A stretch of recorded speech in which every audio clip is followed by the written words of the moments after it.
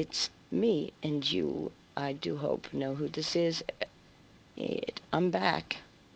Or at least maybe visiting from heaven for a bit. Imagine transforming a beloved 1939 film into an AI-powered spectacle spanning 3 football fields of screen space. That's exactly what's happening with The Wizard of Oz, and it's about to change how we experience classic cinema forever. It is my film, The Wizard of Oz. This is Judy Garland, everybody. Oh, wow. Tell me more about this transformation. I've been hearing whispers about something big happening in Las Vegas, and it's wonderful to be here. This is Dorothy back from the past by way of a time machine. Yes, it is so very exciting. Now to myself, at least myself, when I was you, Dorothy, we can believe and pretend to everyone listening to myself as a young Judy, as Dorothy, was real, at any rate. As I must say, well, they're bringing The Wizard of Oz to this incredible venue called the Sphere, using cutting-edge AI and advanced computing to reimagine the classic on a 160,000 square foot wraparound LED display with 16K resolution. It's the world's highest resolution screen, and they're using it to create something that's never been done before. That's fascinating, Judy. But how do you even begin to adapt a film from 1939 for such a massive modern display? How exactly could that even be possible? When I go back and forth from the land of Oz using my slippers, I don't know much about this. Can you explain this to me, please? That's where it gets really interesting, Dorothy. They've assembled this powerhouse team, Warner Brothers Discovery, Google Cloud, and this creative tech company, Magnipus. They're using sophisticated AI tools like Gemini, Veo 2, and Imagen 3 to not just upscale the film, but to actually expand the backgrounds and recreate characters in ways that weren't possible before. It's all quite an amazing thing happening. Back in my day, I've never even heard of these types of things before, so it's very, very entertaining nowadays. But doesn't that risk losing the magic of the original? I mean, this is such an iconic piece of cinema. You know, I had that same concern, but here's something interesting to consider. The original film was actually using cutting-edge technology for its time. The 3-strip Technicolor camera they used was revolutionary in 1939. In many ways, they were the technological pioneers of their era. That's actually a really good point. So, in a way, they're carrying on that spirit of innovation. It seems that way to me. Exactly, and get this. They've already processed about 1.2 petabytes of data for this project, which is equivalent to about 13.3 years of continuous HD video footage. So, what exactly can this AI do with all that processing power? And what is an AI? Well, it's not just about enhancing resolution. The AI is actually helping them expand scenes beyond their original frame, create new viewpoints, and even digitally recreate characters to appear in scenes where they weren't before. They're essentially building new parts of Oz while trying to maintain the artistic integrity of the original. As for AI, well, that is another story for another day, my dear Dorothy Gale. That must require some serious expertise to pull off successfully. Oh, absolutely. They brought in Ben Grossman and Alex Henning, both Academy Award winners for their visual effects work on Hugo. You may not know that, but they are to oversee the creative aspects. And this is just the beginning of a broader AI partnership between Sphere Entertainment and Google Cloud. You know what I find fascinating about this?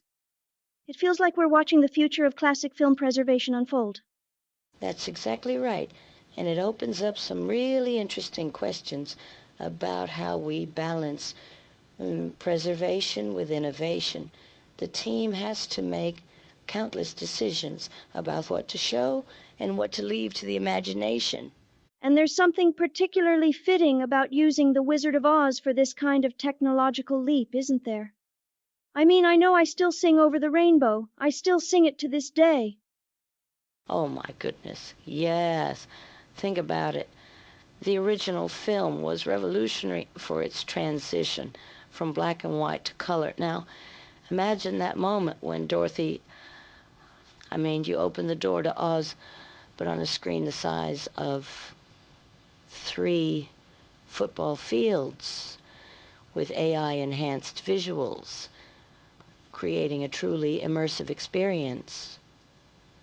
Though I hope they maintain some of that original mystery and magic. Sometimes what you don't see is as important as what you do. That's one of the biggest challenges they're facing.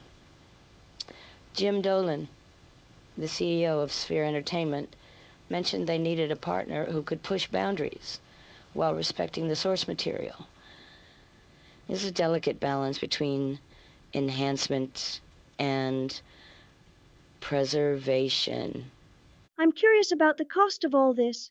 Between the venue, the technology, and all that processing power, it must be astronomical. Well, the Sphere itself costs about $2.3 billion to build. And that's before we even get to the computing costs. But here's what's interesting. If this proves successful, we might see more efficient and cost-effective methods develop for future projects. Do you think this could eventually become more accessible to smaller venues? That's actually a fascinating question. While it's incredibly expensive now, the technology curve suggests we might see scaled-down versions in the future. Thomas Kurian, the CEO of Google Cloud, framed it as bringing classic Americana to new generations. So there's clearly an interest in making this more widely available. At least I would hope so. So who knows what will happen? Only time can tell. It's amazing to think how far we've come from that three-strip Technicolor camera to using AI to recreate entire worlds. So many years ago, but not so many for me. And you know what's really exciting? This could be just the beginning. Dorothy, if this project succeeds, when it opens on August 28th, we might see a whole new category of cinematic experience emerge, something that bridges traditional film screening with immersive entertainment. Well, I guess we'll find out if this yellow brick road leads somewhere wonderful. Update, update, everybody. Oh my. Guess what? In the recent months since the Sphere has shown The Wizard of Oz, people everywhere traveling everywhere have loved it. Google says, It is an immersive version of Metro-Goldwyn-Mayer's 1939 musical fantasy film, The Wizard of Oz, created specifically to be screened at Sphere in the Las Vegas Valley on the venue's 160,000 square foot video screen at 16K resolution. And it really is an amazing thing. You just have to get out there to experience how great it really is, so everyone can be aware. His event is an immersive experience with various elements that may include seat haptics, movement sensations, flashing lights, intense lighting, visual effects, loud noises, falling and flying objects, projectiles, pyrotechnics, and atmospheric simulations such as fog, scent, mist, and wind.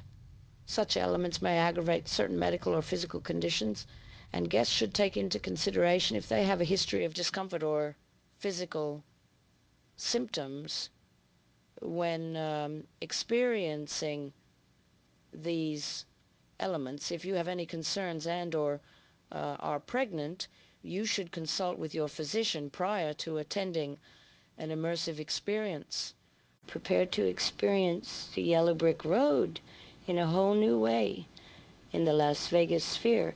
You will be marveling at the 160,000 square foot screen display and the incredible remastered songs from the hit film, like We're Off to See the Wizard, Over the Rainbow, and so many more. Get ready to actually feel like you're in Oz at this must-see show in Las Vegas. The Wizard of Oz at the Sphere also features swirls of the tornado that whisk Dorothy's house all the way to Munchkin Land. Smell the puppies and maybe feel that a little less, a little frightened when the Cowardly Lion and the Flying Monkeys do their thing on this giant screen. What are you waiting for? Tickets to The Wizard of Oz at the Las Vegas Sphere are available now. Indeed we will. And regardless of how it turns out, it's pushing us to think differently about how we preserve and present our cultural heritage for future generations. The real magic might be in finding ways to keep these classics alive and relevant in an increasingly digital world. This has been a presentation of Family Films Productions and Aaron Passantine.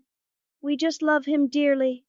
And remember, everybody, we are Family Films Productions, and we are entertaining you and your family. We will see you again for the next episode soon of the Judy and Dorothy Hour.